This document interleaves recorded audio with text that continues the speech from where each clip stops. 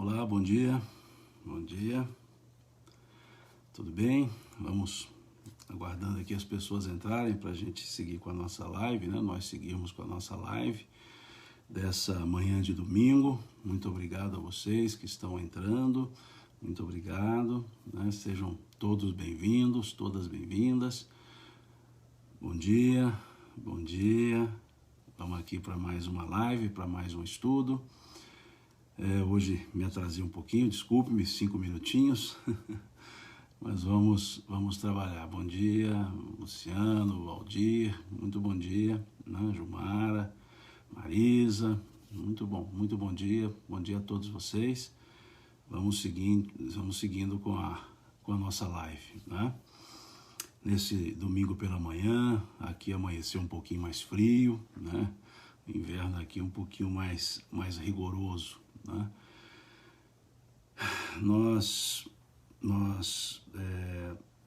Na última live nós conversamos aqui na questão 934, fizemos um comentário da questão 935,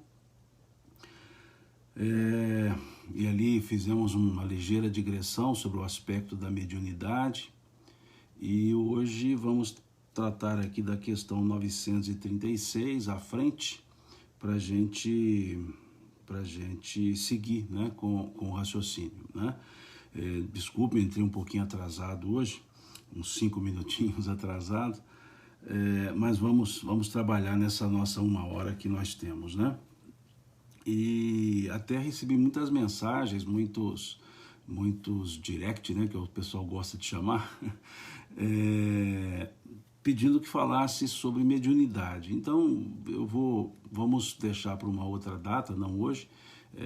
Eu estou reservando esses horários para a gente fazer esse estudo do Livro dos Espíritos. Depois, uma outra data, talvez ainda essa semana, eu vou ver, a gente possa fazer um comentário, um estudo de 1 hora só sobre a ideia da mediunidade, né? Que é um dos princípios fundamentais da doutrina espírita, né? Mas eu vou atender sim, o pessoal me pediu, recebi muitas mensagens, e realmente foram muitas mensagens, pedindo que falasse sobre mediunidade. Eu vou ajustar uma data e a gente conversa um pouco, uma troca de ideias sobre isso, né? Mas nesse horário das 10 da manhã do domingo e durante a semana, naquele horário das 9 da noite, eu gosto de deixar para esse estudo do Livro dos Espíritos, né? Estou vendo aqui um comentário da Sabrina, advogada lá de São Gotardo, minha querida terra natal, dizendo que lá está um pouco friozinho. Eu tenho saudade, Sabrina, desse friozinho aí de São Gotardo, viu?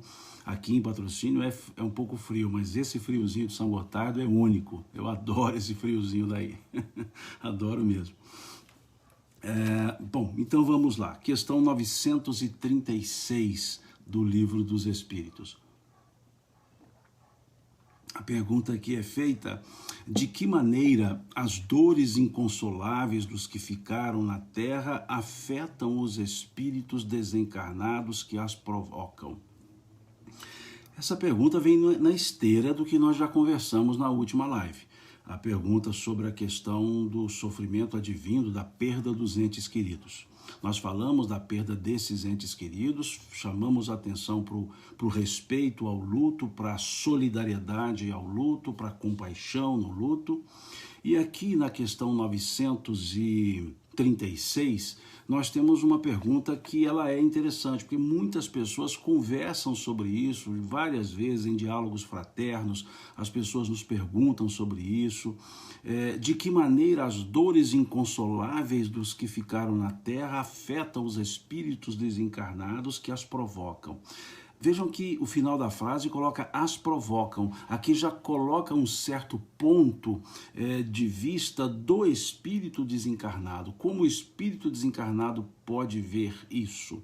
E, né, o as provocam aqui dá aquela impressão de um carrego de culpa, muitas vezes por aqueles que retornaram. Então vejamos a resposta.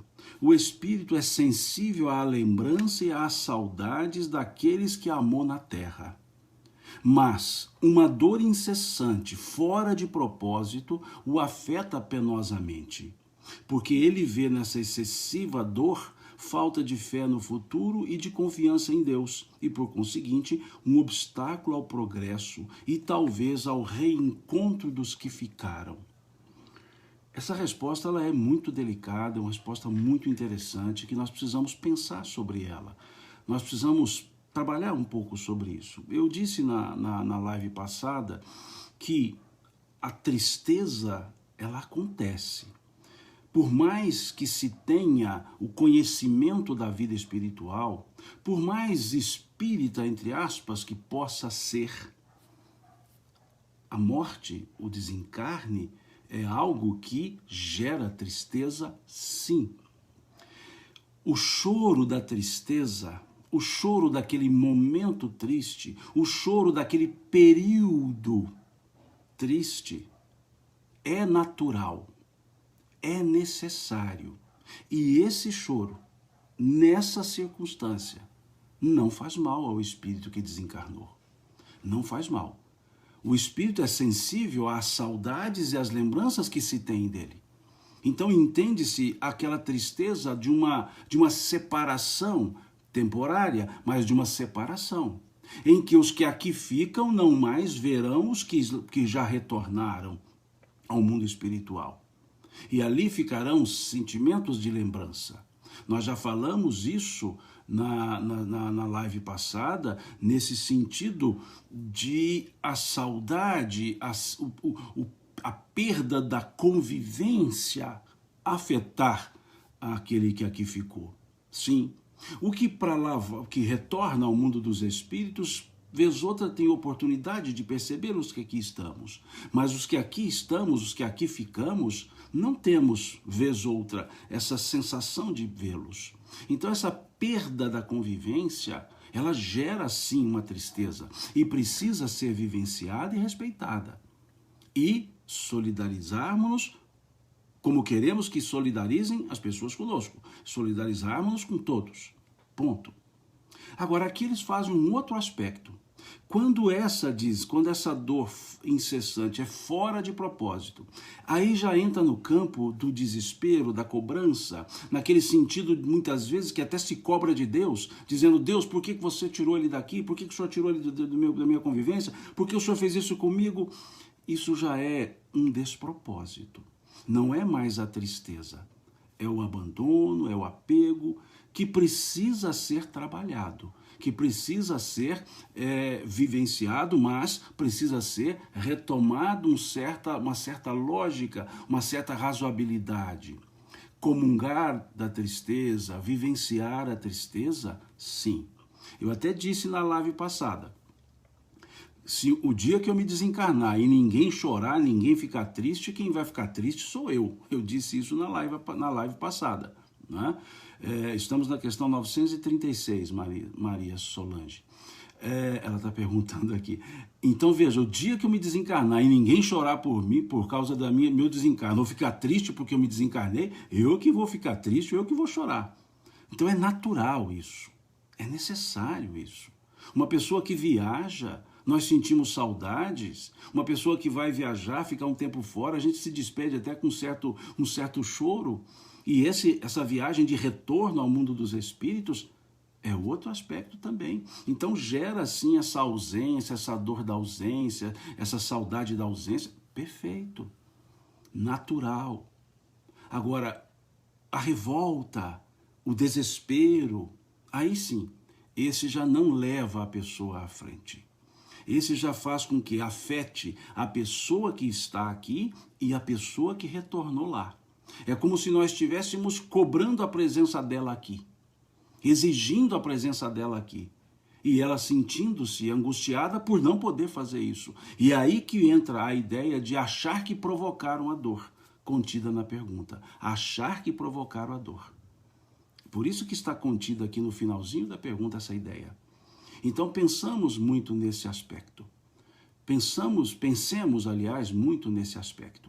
Nesse aspecto de vivenciar a dor, a tristeza, vivenciar, mas não se entregar, não se desesperar, não se revoltar ante a essa situação. Viver o luto mas não transformar a vida num luto, como diz aqui a Ciomara. Exatamente isso.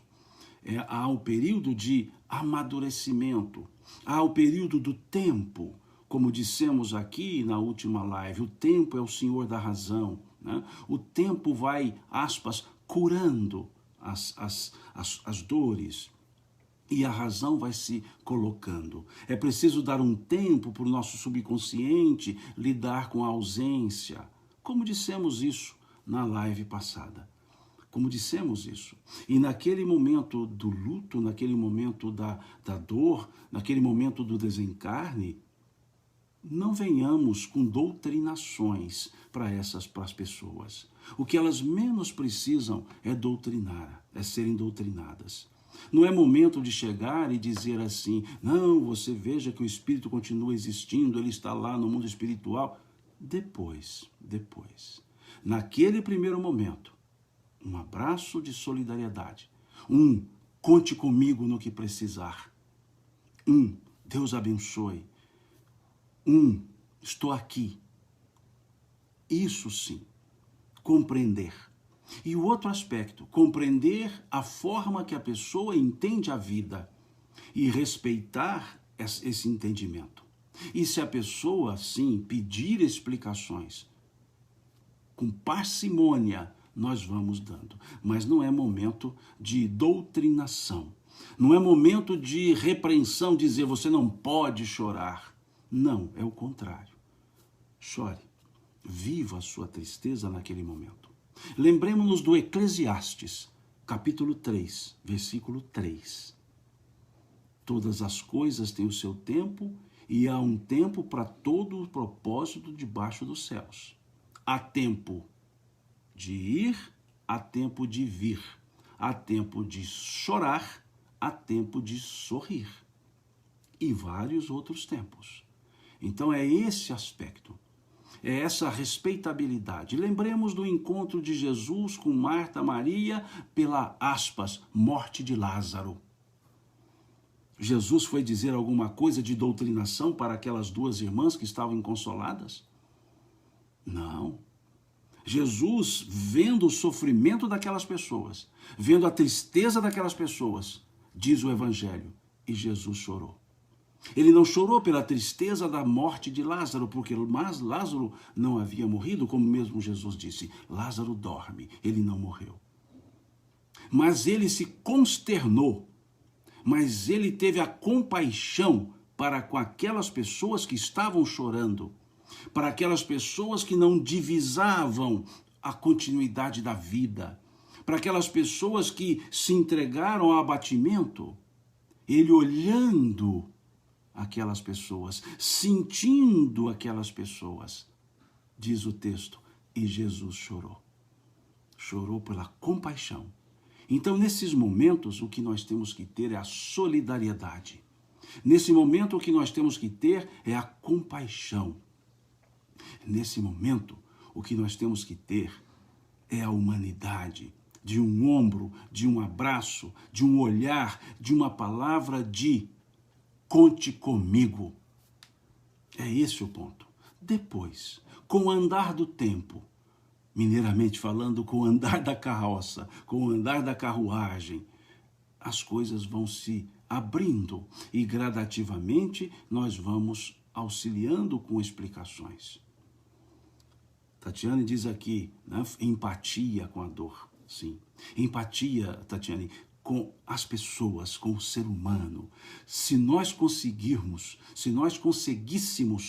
nos colocar no lugar das outras pessoas, nós erraríamos muito menos. Nós teríamos muito mais atitudes soerguedoras, atitudes que levantariam as pessoas. E as pessoas teriam atitude que nos levantaria também, porque todos nós precisamos de auxílio. Eu preciso de auxílio, vocês precisam de auxílio, todos nós precisamos. Nenhum de nós vive isolado. Nenhum de nós é autossuficiente. Então é preciso esse ponto, empatia, que aliás é um livro muito interessante do Jaime Ribeiro, que eu sugiro a leitura. Empatia chama o livro. Empatia. do Jaime Ribeiro. Não me lembro a editora, mas vale a pena. Um livro muito legal, muito bom de ser lido. E eu faço sugestão, sim, para a leitura desse livro, A Empatia. Talvez um dos grandes elementos que nos falte para sermos, de fato, solidários é a empatia. Porque ser solidário é se colocar no mesmo nível, na horizontalidade com a pessoa. Muitas vezes nós usamos de solidariedade, entre aspas, num patamar superior, como que ajudando um que está no patamar inferior. E a solidariedade, quando movida pela empatia, nos coloca no mesmo lugar, no mesmo nível humano. No mesmo nível humano. É esse ponto que precisamos. Desculpe-me essa digressão a partir da questão 936. Mas que não transformemos nossa tristeza em desespero. Não transformemos nossa tristeza em revolta, que é um dos piores sentimentos. Revolta, principalmente, revolta contra a providência, como nos falam os Espíritos. É isso que nós podemos depreender dessa questão 936.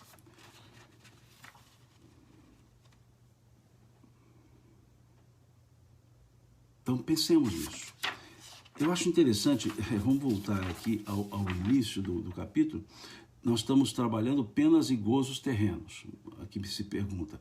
E eu acho interessante os tópicos que Kardec colocou como sendo as circunstâncias terrenas. Felicidade e infelicidade relativas, perda dos entes queridos, decepções, ingratidões, temor da morte, desgosto da vida, coisas da vida material, coisas do dia a dia, coisas mesmo da vida terrena. E aí o tópico seguinte, que é a questão 937, Kardec vai trabalhar o tema decepções, ingratidão. É interessante observar isso. Não, lógico, eu volto a dizer, eu não leio todas as questões. Nós trabalhamos o tópico e ali uma ou outra questão nós vamos trazendo para o raciocínio do tópico. Então aqui a questão 937, nesse tópico das decepções, ingratidões, veja o que Kardec pergunta aos espíritos. As decepções que se originam da ingratidão e da fragilidade dos laços de família não constituem também para o homem de coração uma fonte de amarguras? Olha que coisa interessante. As decepções que se originam da ingratidão e da fragilidade dos laços de família não constituem também para o homem de coração uma fonte de amarguras? Homem de coração, sensibilidade, pessoa sensível. Vejam, será que essas decepções, essas ingratidões, elas não seriam uma fonte de amargura para a vida terrena? E os espíritos respondem, sim. E usam a conjunção adversativa. Sim, mas deveis lastimar os ingratos e os amigos infiéis. Serão mais infelizes do que vós. A ingratidão é filha do egoísmo. E o egoísta encontrará mais tarde corações insensíveis, como ele mesmo foi. Lembrai-vos daqueles que fizeram mais bem do que vós, que valeram muito mais do que vós e que foram pagos com ingratidão. Lembrai-vos de que o próprio Jesus foi injuriado e desprezado neste mundo, tratado como velhaco e impostor, e não vos admireis de que o mesmo aconteça convosco. Que o bem que houverdes feito seja a vossa recompensa na terra, e não vos importeis com o que dizem os que receberam os vossos benefícios. Desculpe-me. A ingratidão é uma prova para a vossa perseverança na prática do bem.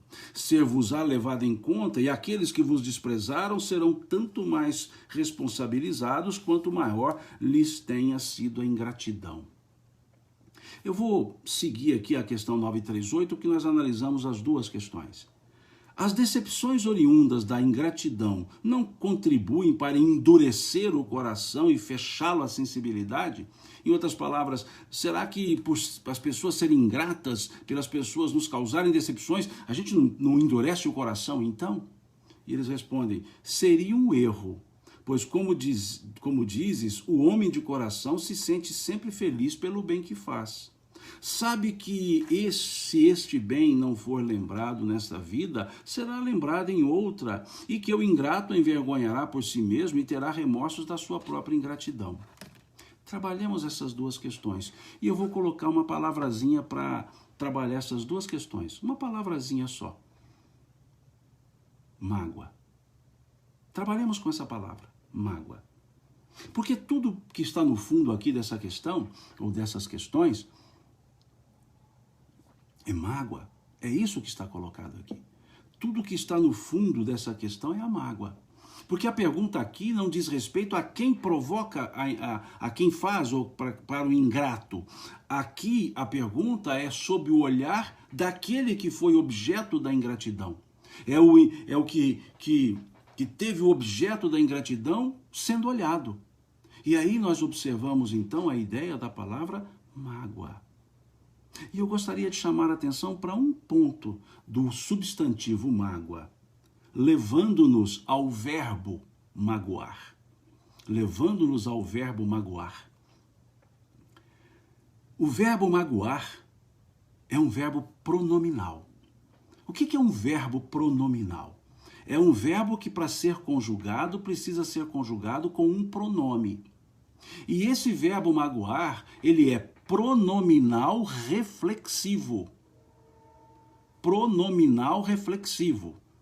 Alguns que estão entrando agora estão pensando assim, estou entrando numa aula de gramática. Não. Nós estamos estudando o Livro dos Espíritos. Mas interpretação de texto, nós precisamos conhecer a gramática. Nós precisamos conhecer a estrutura gramatical. E o verbo magoar, então, é um verbo pronominal reflexivo. O que é um verbo pronominal reflexivo? É um verbo cujo pronome remete ao sujeito que está elaborando a oração. O verbo pronominal reflexivo, ele devolve para quem o conjuga a condição do próprio verbo. Então, diz aqui, Tatiane, magoar-se, exatamente esse aspecto. O verbo pronominal reflexivo é o verbo que, para conjugá-lo, eu coloco um pronome que leva a mim, que estou conjugando. Então, pensemos, como conjugar o verbo magoar? Eu me magoo, tu te magoas, ele se magoa. Nós nos magoamos, vós vos magoais, eles se magoam. Ao conjugar o verbo dessa forma, nós já veremos que nós usamos o sentimento, o ressentimento de forma errada. O que eu quero dizer de forma errada? Em vez de dizer eu me magoo, eu digo você me magoou. Não é você me magoou. Eu me magoei com você. Vejam que coisa interessante. Eu me magoei com você, não é você me magoou. Eu me magoei. O próprio verbo está dizendo isso. Eu me magoei com você, você se magoou comigo. Não é eu magoei a você e nem você me magoou a mim. Ou magoou. Não, eu me magoei. Você se magoou. Então percebamos que ao entender dessa forma, eu me magoei, quem é o responsável por tudo isso? Eu. Eu vou dar o crédito, eu vou dar a resposta. Não quer dizer que as pessoas não nos entristeçam, sim. As pessoas farão algo que me deixarão tristes. Eu posso dizer, você me entristeceu, eu me entristeci com você, seria melhor. Mas eu me entristeço, eu me magoo, melhor dizendo, por uma atitude de alguém que eu esperava que fosse outra. Então pensemos profundamente nesse aspecto. O que é uma decepção? É eu esperar algo de alguém e esse alguém não me dar esse algo. Se eu espero algo de alguém e esse alguém não me dá esse algo, aí eu digo, você me magoou. Não, eu me magoei. Eu me magoei. E por que eu me magoei? Porque você não deu o que eu queria. Você não me deu o que eu queria. Você não fez o que eu queria. E o que é isso? Personalismo. Desculpe-me. Personalismo. Uma vez eu falei isso em uma palestra que até ficou gravaram, puseram no YouTube, e uma pessoa colocou: esse cara tá louco em dizer isso, as pessoas me fazem mal, elas me entristecem. Eu não estou dizendo que nós não nos entristeçamos com as atitudes das pessoas.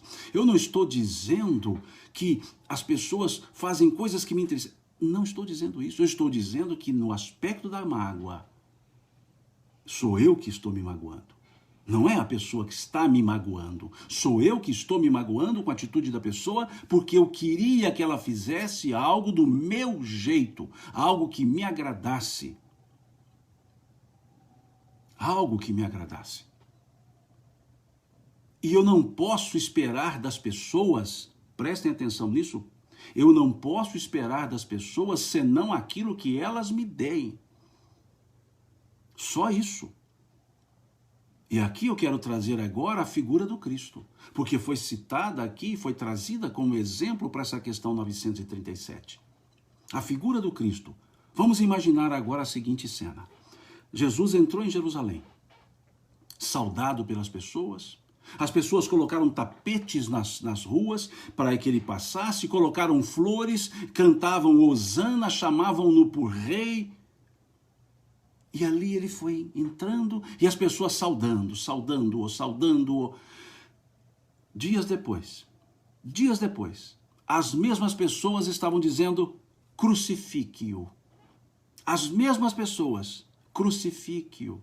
Escolheram Barrabás, crucifique-o. Aquelas mesmas que estavam saudando-o começaram a dizer: crucifique-o. Ele foi crucificado. Ele foi crucificado e lá na cruz, olhando para as pessoas, aquelas pessoas que o saudaram, as mesmas que disseram: crucifique-o. Ele lá pregado na cruz, olhando as pessoas, o que ele disse? O que nós diríamos se fôssemos nós? Nós diríamos assim, olhando para as pessoas: me magoei com vocês, ou vocês me magoaram. Estou decepcionado com vocês, me saudaram quando eu entrei, agora me trazem e me colocam nessa cruz. Estou de mal. Mas o que Jesus disse a elas? Quando Jesus foi içado à cruz, e olhando aquelas pessoas que o aplaudiram e depois disseram: crucifique-o, o que ele disse quando olhou para elas? Pai, perdoa-lhes, eles não sabem o que fazem. Jesus se magoou? Não. Doeu, fisicamente falando, cravos, coroa de espinhos, chicotadas, doeu. Mas ele se magoou? Não. Ele poderia ter dito: vocês me magoaram. Ele não disse isso. Ele disse: perdoa-lhes, eles não sabem o que fazem. Porque ele não esperava das pessoas senão aquilo que elas lhe dessem. E o grande problema nosso é que nós depositamos nas pessoas as nossas expectativas. Nós depositamos nas pessoas o que nós queremos. E não entendemos que elas farão o que elas conseguirão. Elas farão o que elas querem, o que elas podem, o que elas entendem. E nós queremos que elas façam o que nós queremos, o que nós entendemos. E não nos perguntamos se a pessoa também entende do mesmo jeito.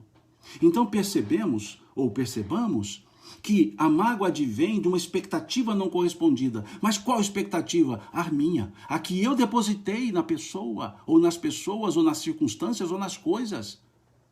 A expectativa que eu depositei, mas não o que a outra pessoa podia fazer. Aí vem aquilo que foi colocado aqui. Empatia. Se a gente perceber assim, nós entenderemos a conduta alheia, mesmo que não concordemos com ela. Mesmo que não concordemos, mas entenderemos. Por quê? Porque a maneira de vivenciar é a maneira de sentir da outra pessoa. Da outra pessoa. Volto a dizer, o que nos decepciona, o que nos frustra, não são as pessoas, são as expectativas que eu deposito nas pessoas sem saber se elas reverberarão essas expectativas. Sem saber ou sem aceitar a maneira que elas entendem e devolvem. Ainda somos egoístas. Ainda somos egoístas. Por isso sofremos. Por isso nos sofre a expectativa não correspondida, o amor não correspondido. Não é assim? Por quê? Porque queremos volta daquilo que só deveria ter ido. O que eu sinto para com os outros não depende do que os outros sentem para comigo. Voltemos a Jesus, que foi aqui mais uma vez evocado na questão 937. Voltemos. Ele escolheu os 12 melhores homens da Galileia. Ele escolheu. Ele foi ali, convivendo com muitos. Deu uma secada aqui. Convivendo com muitos, e ele escolheu 12. E ele disse: não fostes vós que me escolhestes, eu vos escolhi a vós.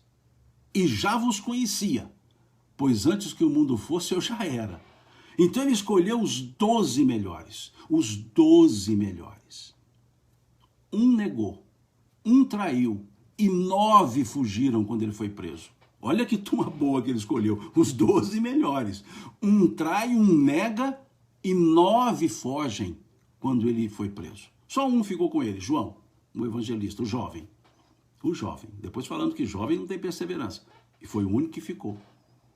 Jesus foi crucificado. Os apóstolos, os 10 que fugiram, negaram, um negou e os 9 que fugiram, e mais João, e não mais Judas. Mas estavam eles escondidos ali com medo. Chega Maria de Magdala dizendo: eu vi o mestre, ele falou comigo. E os apóstolos não acreditando. E ali, de repente, aparece Jesus. Aparece Jesus a eles. Aparece Jesus àqueles que, no caso Pedro negou, e no caso dos outros 9 que haviam fugido. Aparece Jesus. E diz o que a eles?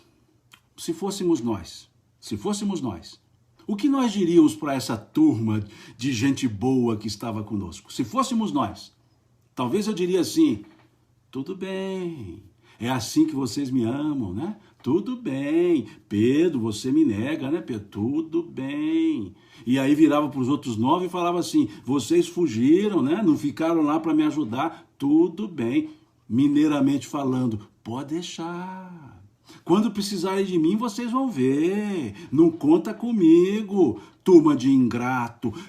Me magoei. Ou diria, vocês me magoaram. Mas qual foi a frase de Jesus dita a eles quando ele se apresenta? A paz esteja convosco. Olha que diferença, gente. Isso é para emocionar.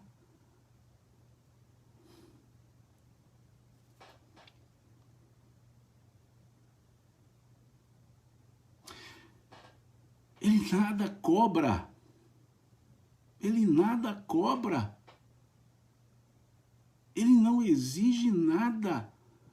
Ele não faz nenhuma cobrança.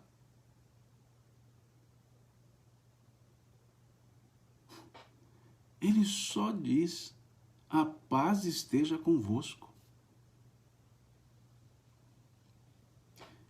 Quantos erros nós cometemos quando queremos cobrar dos outros atitudes que nós queríamos que elas praticassem conosco.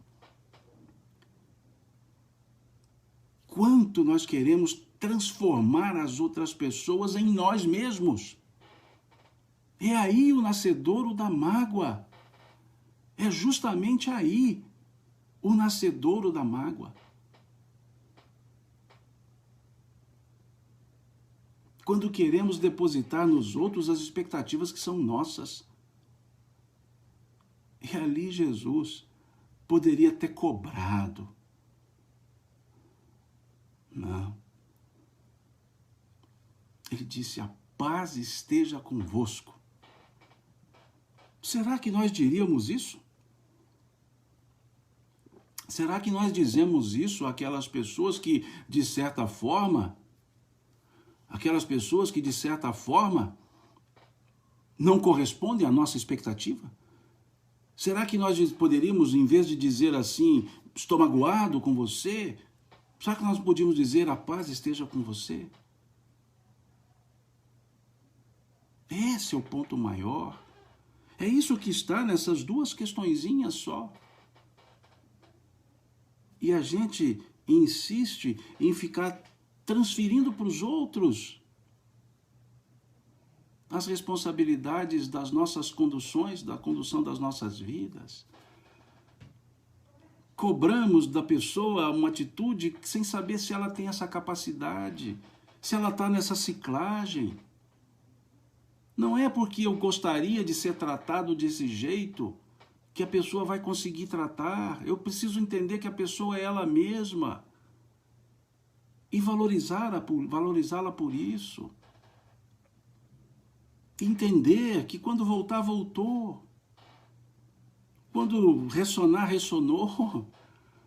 Mas não pode tirar essa condição de continuar. De continuar. Aqui está dizendo a Solange, né? Queremos que as pessoas supram nossas frustrações. Não depositemos nas outras pessoas aquilo que nos cabe fazer, compreender, vivenciar. Nós também frustramos expectativas de muitos. Vamos perceber isso, vamos entender isso. É o que está colocado aqui. André Luiz, ele diz, guardar a ofensa é permanecer nas sombras. Fala-nos André Luiz. Guardar a ofensa é permanecer nas sombras. A Cris coloca aqui, é difícil, né? Tão difícil, né? É sim. É difícil. É difícil. Se fosse fácil, os espíritos nem tinham tocado nesse assunto. Não é simples, não é fácil. Mas é o necessário. Mas é um importante isso. Me desculpe eu ter emocionado, mas quando eu imagino Jesus fazendo as coisas, envolve, a gente se sente, sei lá o que, mineiramente falando, a gente sente um trem.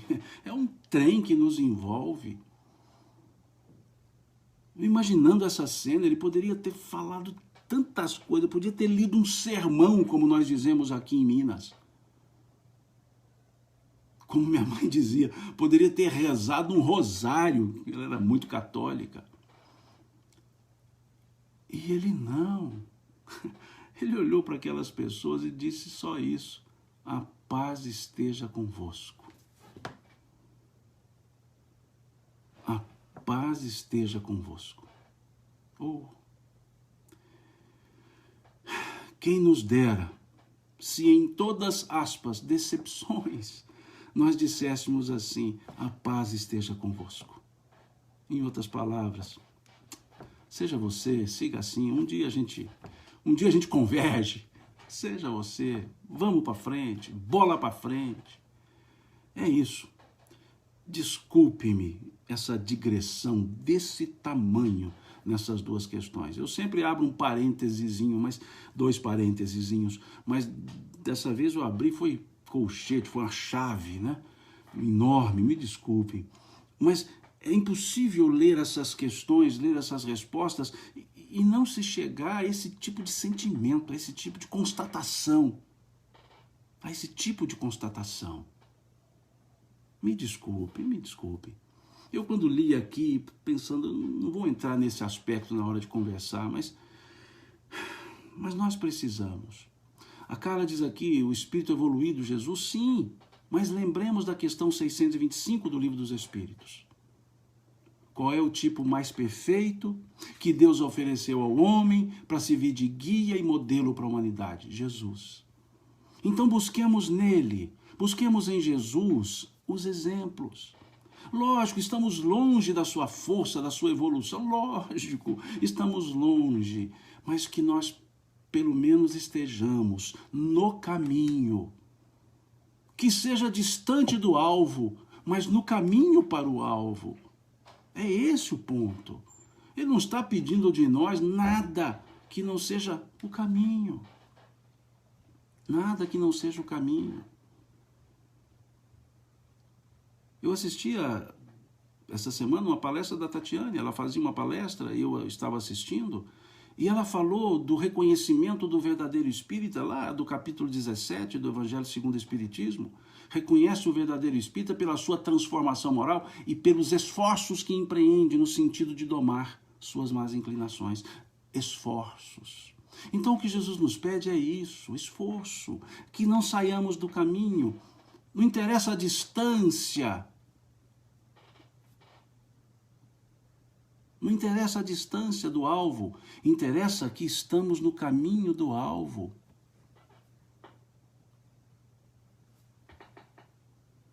É esse o ponto.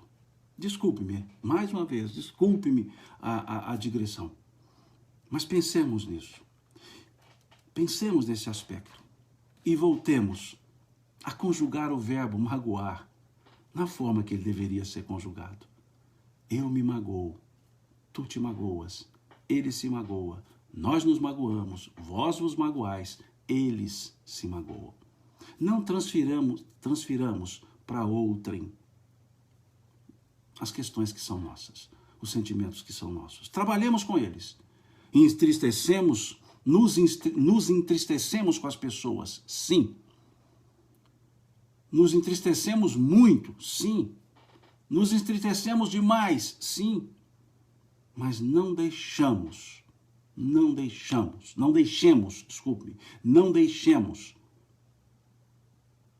isso virar mágoa, ressentimentos. Lembremos do que falou André Luiz. Guardar a mágoa, guardar a ofensa, guardar a mágoa é permanecer nas sombras. Não fiquemos. Coloquemos um pezinho ao sol para a gente poder ir saindo e caminhando. Pensemos nisso. E o verbo amar também foi colocado aqui, conjugar. O verbo amar é um verbo transitivo. Na nossa gramática, é um verbo transitivo. O que é um verbo transitivo? Um verbo que precisa de complemento quando é conjugado. É um verbo que, se conjugado sem o complemento, ele não dá sentido. O verbo intransitivo é um verbo que, quando conjugado, já deu sentido. Por exemplo, o verbo nascer. Se eu digo eu nasci, não preciso de complemento nenhum na frase que já entenderam. Quem ouviu, entendeu. Se eu digo fulano nasceu, não precisa de complemento porque já se entendeu. Agora, o verbo amar foi dito, que é colocado na gramática, como transitivo. Quem ama alguém. Quem ama alguém. Mas vamos tirar essa transitividade do verbo quando tratarmos do sentimento. E entender que quem ama não ama alguém. Quem ama, ama. Ama, esparge, ama. Não interessa direcionamentos. Porque o amar alguém nesse sentido é uma exigência que o sentimento amar não tem. A exigência da conjugação de ter alguém não faz parte do sentimento. O sentimento amar não é alguém, é amar. Amar. Agora o verbo, infelizmente, dado o nosso egoísmo, foi colocado como transitivo. Quem ama alguém ou alguma coisa. Mas o sentimento amar, não. Quem ama, ama. Ama e pronto. Não fica buscando. Não é uma linha com anzol para ficar pescando e puxando com a molinetezinha ali, o molinete, se quiserem. Não. O amar é liberto. O amar nunca é exigente. O amar não se coloca senões. Principalmente prisões. Como dizia Khalil Gibran. Não façais do amor um grilhão, uma prisão. Nem de si mesmo e nem dos outros. É esse o aspecto. Seguir em frente. Compromissos, comprometimentos, responsabilidades, renúncias, seguir em frente. Mais um parênteses, mais parênteses abertos, vamos fechá-lo, desculpe. ok? Ainda temos um tempinho para a gente seguir aqui. Mais uma vez, me desculpem por essa digressão excessiva aqui nessas duas questões 937. Mas eu particularmente entendo que estudar o Livro dos Espíritos apenas lendo o que está escrito não nos leva a refletir. Não nos leva a refletir. E nós temos várias situações para serem refletidas. Vamos dar uma seguida, né? Nós temos aqui, salvo engano, 15 minutos, e vamos a um outro tópico, lá na questão 941 agora. Vamos começar lá na questão 941. Vamos tomar uma aguinha para mudar o foco do assunto, que são ainda das questões terrenas, mas vamos tomar uma aguinha para mudar um pouco a ciclagem e irmos para o outro assunto. Volto a dizer, eu não leio todas as questões, eu trabalho tópico, aquelas questões que são, diria, fundamentais. Não que as outras não sejam, mas para o raciocínio, né? E aí vamos para o outro tópico, o temor da morte. Questão 941 aqui do Livro dos Espíritos. Vamos lá. Para muitas pessoas, o temor da morte é uma causa de perplexidade. De onde lhes vem esse temor, já que diante de si tem o futuro? É interessante. Veja, volto a dizer, aqui Kardec está trabalhando com assuntos num tópico chamado penas e gozos terrenos. Então ele está trabalhando coisas terrenas, coisas daqui, do acontecimento do dia a dia daqui. E aí vem o temor da morte, que é algo que é daqui, do mundo material. É algo que é aqui do mundo material. E aí ele pergunta, para muitas pessoas o temor da morte é uma causa de perplexidade. De onde lhes vem esse temor, já que tem diante de si o futuro? E aí a resposta, não há fundamento para semelhante temor. Mas que queres? Desde a infância procuram convencê-las de que há um inferno e um paraíso e que mais certo é irem para o inferno, visto que também lhes disseram que o que está na natureza constitui pecado mortal para a alma? Assim, quando essas pessoas se tornam adultas, se tiverem um pouco de discernimento, não poderão admitir tais coisas e se tornam ateias ou materialistas. É dessa maneira que são levadas a crer que nada mais existe além da vida presente. Quanto aos que persistiram em suas crenças da infância, esses temem um fogo eterno que os queimará sem consumir. A morte não inspira ao justo nenhum temor, porque com a fé ele tem a certeza do futuro. A esperança o faz esperar por uma vida melhor, e a caridade, a cuja lei obedece, lhe dá a segurança de que não encontrará no mundo para onde terá de ir nenhum ser cujo olhar deva temer. Aqui diz o Gerson, né, instinto de preservação, perfeito, a gente tem esse instinto de conservação, de preservação aqui na vida material. Mas vamos debulhar um pouco essa questão. Debulhar foi bem mineiro, né? Debulhar milho. Vamos aprofundar um pouquinho nessa resposta, nessa questão. Porque é algo interessante. Nós somos imortais, sabemos disso. Os espíritas estudamos isso. Os espiritualistas de todas as escolas religiosas assim trabalham, senão não seriam espiritualistas, né? Ou seja, não acreditariam no espírito. Mas tem medo de morrer. Veja, somos imortais e temos medo de morrer. Se somos imortais, não morreremos. Então, por que medo da morte? Então, não somos imortais? Veja, é isso que Kardec está ponderando. É essa pergunta que ele está fazendo. Essa aparente incongruência, essa aparente incoerência de nos dizermos imortais e vivermos como se mortais fôssemos. Eu brinco aqui do mineirês, a Ana está dizendo aqui, mas você é mineiro? Sim, sou mineiro, da minha querida São Gotardo. Sou mineiro, sim. E por isso que eu dou as minhas mineirices aqui, né? Então vejamos, somos imortais e temos medo da morte. Aí aqui coloca, né, a Cris, tem o receio da transição. Tá, é isso que Kardec está perguntando. E é interessante que eu vou precisar de uma outra questão que nós ainda não estudamos e vamos estudar, que é a questão 961 do Livro dos Espíritos, para a gente lidar com essa questão 941. Vamos lá na questão 961 do Livro dos Espíritos. Qual o sentimento que domina a maioria das pessoas no momento da morte? A dúvida, o temor ou a esperança? Olha que pergunta danada essa. Qual o sentimento que domina a maioria das pessoas, dos homens, no momento da morte? A dúvida, o temor ou a esperança? E eles respondem, a dúvida nos céticos e endurecidos, o temor nos culpados, a esperança nos homens de bem. Olha que interessante. As três. A dúvida nos céticos, o temor nos culpados e a esperança nas pessoas de bem.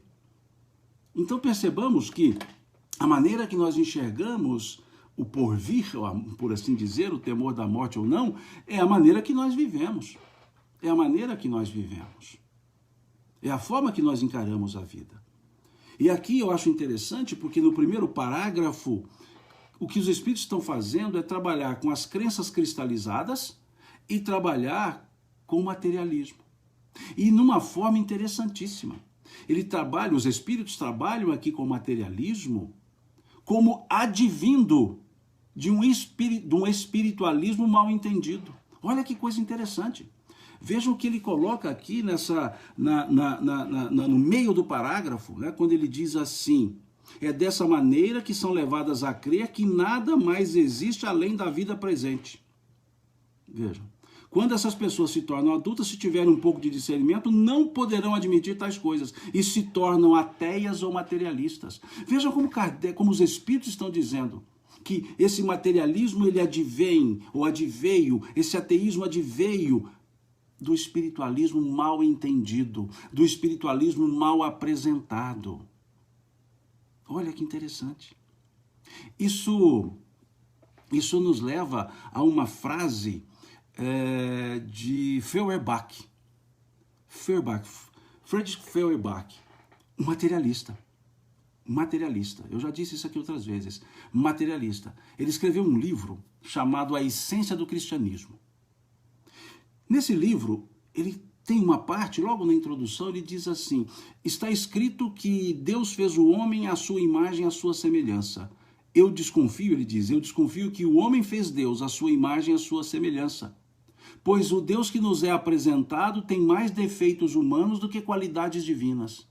Veja que interessante. Pois o Deus que nos é apresentado tem mais defeitos humanos do que qualidades divinas.